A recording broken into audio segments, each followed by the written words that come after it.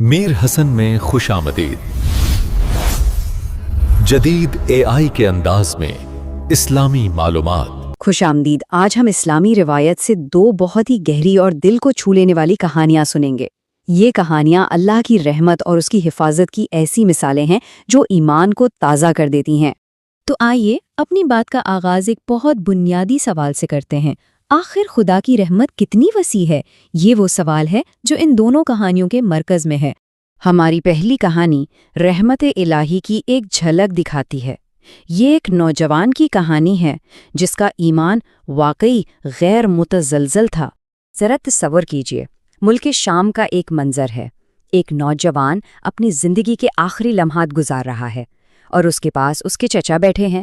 ماحول بہت سنجیدہ ہے، لیکن یہیں سے ایک ایسی گفتگو شروع ہوتی ہے جو سب کچھ بدل دیتی ہے۔ اس نازک حالت میں وہ نوجوان اپنے چچا سے ایک بہت ہی معصومانہ لیکن گہرا سوال کرتا ہے۔ وہ کہتا ہے، چچا جان، اگر اللہ مجھے میری ماں کے پاس واپس بھیج دے تو وہ میرے ساتھ کیسا سلوک کرے گی؟ وہ دیکھیے ماں کی محبت کو ایک پیمانہ بنا رہا ہے، ایک بڑی حقیقت کو سمجھنے کے لیے۔ چچا کا جواب بالکل صاف اور پر یقین تھا۔ وہ کہتے ہیں، خدا کی قسم، وہ تو تمہیں سیدھا جنت میں داخل کر دے گی، یعنی ایک ماں کی محبت کا کوئی مقابلہ ہی نہیں ہے۔ اور یہ وہ لمحہ ہے جہاں کہانی کا رخ ہی مڑ جاتا ہے۔ نوجوان اپنے چچا کی بات سنتا ہے اور ایمان کا وہ اعلان کرتا ہے جو ہر چیز پر بھاری ہے۔ وہ کہتا ہے، میرا خدا تم مجھ پر میری والدہ سے بھی زیادہ مہربان ہے۔ اور بس انہی الفاظ کے ساتھ اس کی روح پرواز کر جاتی۔ لیکن بات یہیں ختم نہیں ہوتی۔ دفین کے بعد جب چچا بھتیجے کی قبر پر جاتے ہیں تو ایک عجیب واقعہ پیش آتا ہے۔ قبر کی ایک اینٹ اپنی جگہ سے ہٹ جاتی ہے، اور اینٹ کے ہٹنے سے جو منظر سامنے آتا ہے وہ حیران کر دینے والا ہے۔ اس نوجوان کی قبر حد نگاہ تک وسیع ہو چکی ہے اور نور سے جگمگا رہی ہے۔ یہ اس کے ایمان بھرے جملے کا فوری براہ راست جواب تھا۔ یہ واقعہ ہمیں بتاتا ہے کہ اللہ کی رحمت پر خالص یقین کا نتیجہ کتنا شاندار ہو سکتا ہے۔ اچھا، اب چلتے ہیں اپنی دوسری کہانی کی طرف، جو الہی حفاظت کو ایک بالکل مختلف انداز میں ہمارے سامنے لاتی ہے۔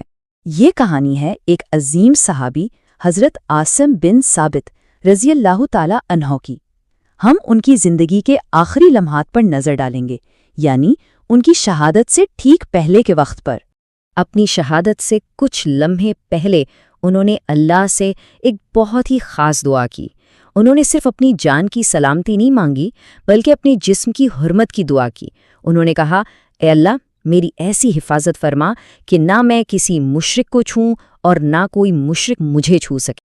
تو آئیے دیکھتے ہیں کہ اس پرخلوص دعا کے بعد قدرت نے کس طرح ان کی لاج رکھی اور کیسا حیرت انگیز انتظام فرمایا۔ اور پھر جو ہوا وہ ایک معجزے سے کم نہیں تھا۔ ایک کے بعد ایک واقعات کی کڑیاں جڑتی گئیں۔ سب سے پہلے شہد کی مکھیوں کا ایک بہت بڑا لشکر آیا اور ان کے جسم کے گرد ایک حفاظتی حصار بنا لیا۔ جب دشمنوں نے سوچا کہ رات میں حملہ کریں گے تو آسمان سے ایسی شدید بارش ہوئی کہ سیلاب آ گیا، اور وہ سیلاب ان کے پاک جسم کو بہا کر ایک محفوظ جگہ پر لے گیا۔ نتیجہ یہ نکلا کہ دشمنوں نے بہت کوشش کی، بہت ڈھونڈا، لیکن وہ ان کے جسد خاکی کو تلاشی نہ کر سکے۔ اللہ نے اپنے بندے کی دعا کو حرف بحرف پورا کر دکھایا۔ تو اب جب ہم نے یہ دونوں کہانیاں سن لی ہیں، آئیے ذرا ان سے ملنے والے سبق کو جوڑ کر دیکھتے ہیں۔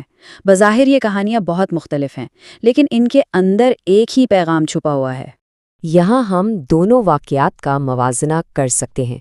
ایک طرف ایک نوجوان کا سادہ لیکن پختہ یقین ہے کہ میرا رب میری ماں سے زیادہ مہربان ہے، اور اس کے جواب میں اسے نور سے بھری قبر ملتی ہے۔ دوسری طرف ایک شہید کی اپنے جسم کی حفاظت کی دعا ہے، اور اس کے جواب میں پوری کائنات اس کی محافظ بن جاتی ہے۔ تو اصل نقطہ کیا ہے؟ اصل سبق یہ ہے کہ دونوں صورتوں میں ایک سچے اور مخلص ایمان کا ایک غیر معمولی الہی جواب ملا۔ یہ کہانیاں ہمیں یقین اور دعا کی اصل طاقت کے بارے میں بتاتی ہیں۔ ان کہانیوں کو صرف سن لینا کافی نہیں ہے۔ آئیے ذرا رک کر سوچتے ہیں کہ یہ واقعات ہمارے اندر کون سے احساسات اور خیالات جگاتے ہیں۔